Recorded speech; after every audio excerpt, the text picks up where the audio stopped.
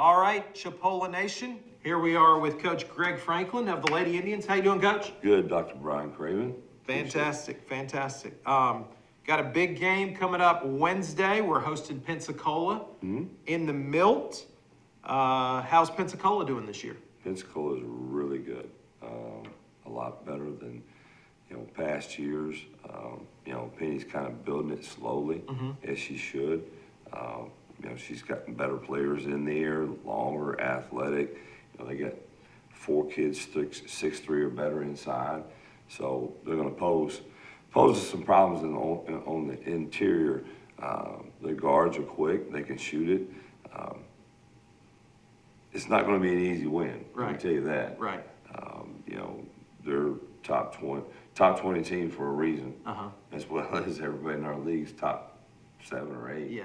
So there's no nights off. No, not at all, not at all. But we're expecting a good crowd, so make sure you come out if you can on Wednesday, January 16th, to see the Lady Indians take on the Lady Pirates at 5:30 p.m. All right, now we need to talk about what happened last Saturday. We went over to Northwest, and I heard that it may have been the biggest crowd that Northwest has ever had, and that it was just an absolute incredible atmosphere that the Lady Raiders had going when they played you guys, and we came up a little short. There's a similar moniker, I guess, every time we go play somebody.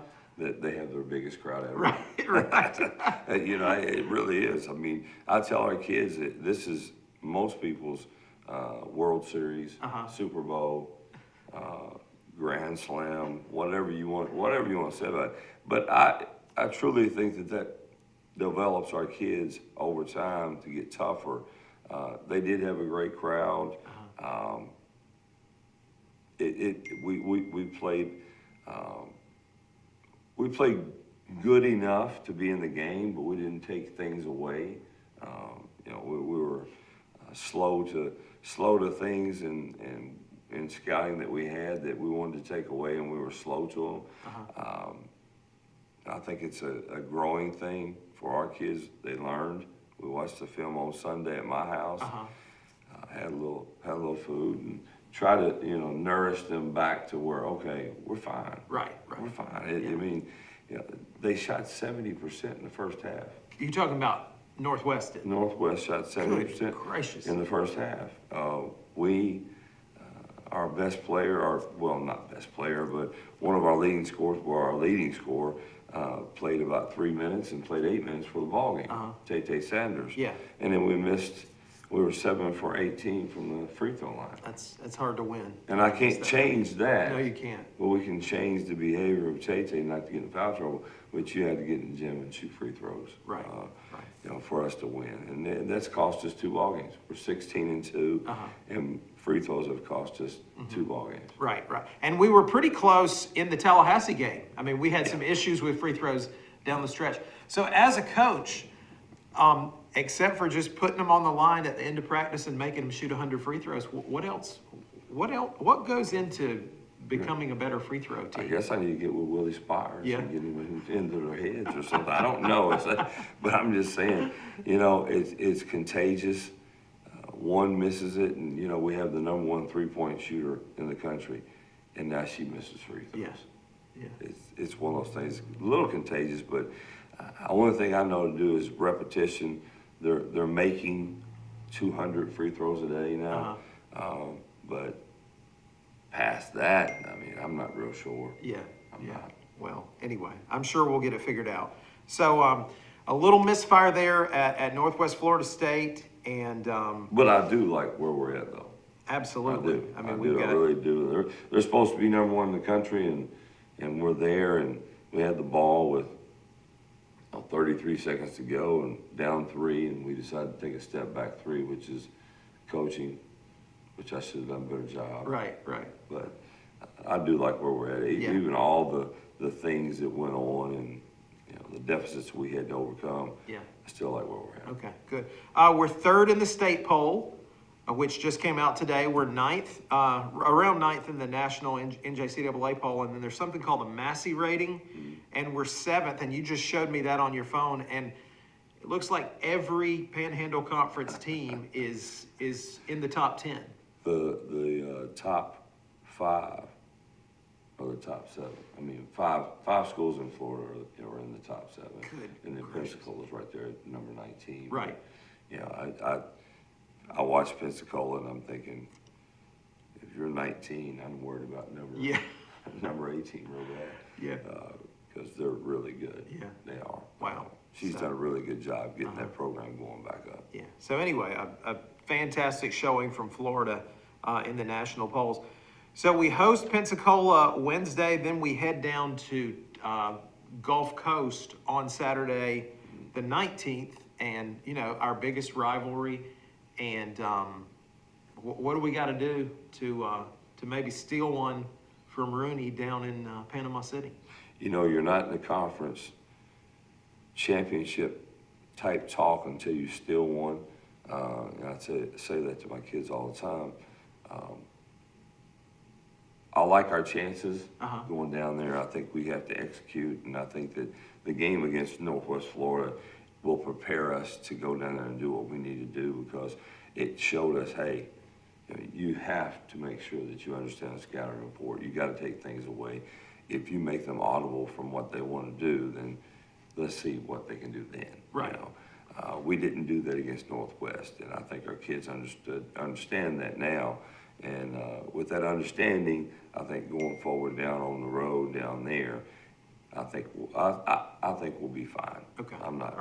I'm concerned, but not overly concerned. Right. I'm more concerned with Pensacola at home, because you cannot lose a game at home. No, you can't give that away. Yeah. And think that you're going to have a chance to win the conference championship. Right. So headed down to Gulf Coast on Saturday, then we're off next Wednesday, and then back at Tallahassee again. So the whole first round will be over here before we know it. Back at Tallahassee on January the 26th. And then homecoming weekend is February the 2nd, and we always have standing room only. A lot of people can't even get in the gym. We've got the baseball alumni thing happening that weekend, so that's going to be just a fantastic weekend. And of course, now who in the world would schedule Gulf Coast for your homecoming game? But we did. Why not? It just fell out that way. Yeah, Why not? let's just bring them in there and just beat them for homecoming. Absolutely. No, we've had Gulf Coast several times for homecoming, and it reminds me of the good old days back when I was a kid, and my dad would stand in line to get a ticket in the afternoon to play in that little field house up there. Really? Because oh my gosh, it probably doesn't hold. You're that old? I'm that old. We moved to this new gym in about 1975, and so I was probably 11 or 12 years old and still going to games in the old gym. Yeah, I'm a little long in the tooth. Long in the tooth. Absolutely.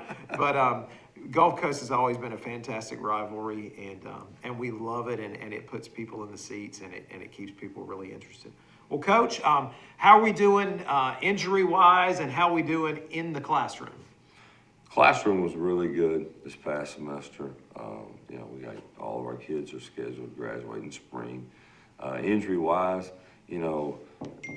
after last year, knock on wood, it was crazy last year, and we haven't had too many injuries. Just aches and owies. Right. Nothing where a bone's sticking out. Or we got to have some surgery or something. Right. So we're doing well in that area.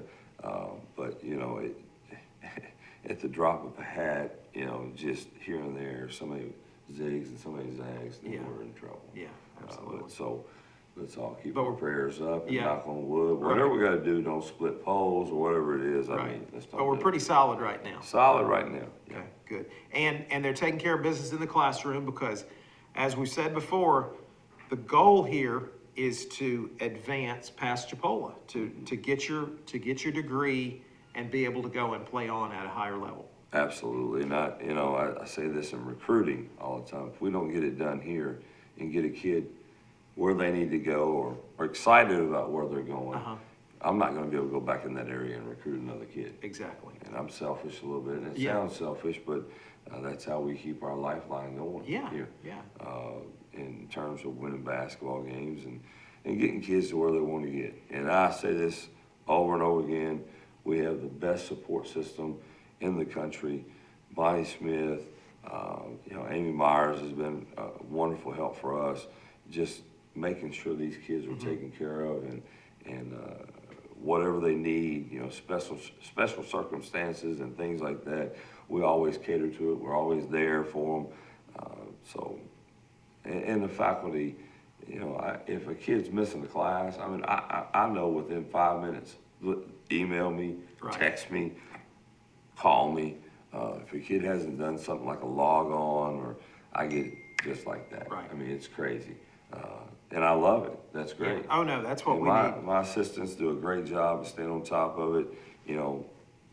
I can be transparent here. I don't do what I'm supposed to do in terms of the academic part, but my assistants do. Well, that's why that's why we have a support system there. But Absolutely. they do a great job making sure our kids are taking. Coach Creamer and Coach Litt, they're just phenomenal. That's great. That's great. All right, Coach. So big game here Wednesday, hosting Pensacola.